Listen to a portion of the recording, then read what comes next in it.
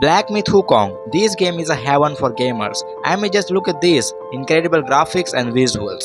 Black Myth Wukong. This Chinese game is taking the world by storm because this game sold more than 10 million copies within just 3 days and became the most successful Chinese game of all time. But the question is, can India ever make a game like Black Myth Wukong?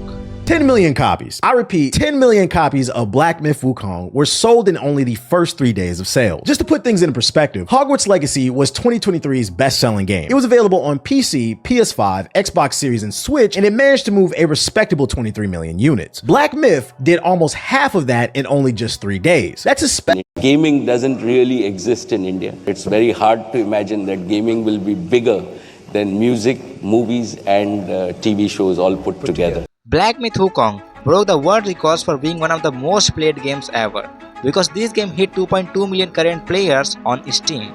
Black Myth Wukong, produced by developer Game Science, has already generated an estimated $1 billion in revenue. This game sold more than 10 million copies in just 3 days and made around $1 billion in revenue. That's amazing. The game is inspired by the classical Chinese novel Journey to the West and follows an anthropomorphic monkey based on Sun Wukong from the novel. Black Myth Wukong had a budget of $70 million throughout its 6 years of development, as reported by Bloomberg, and of course this game is not a overnight success. Chinese games market size is around $50 billion, accounting for 25% of the global gaming market. And according to the Newzoo report, China might overtake the US to be the largest gaming market in the world. Because Chinese gaming industry is growing rapidly. But what about Indian gaming industry?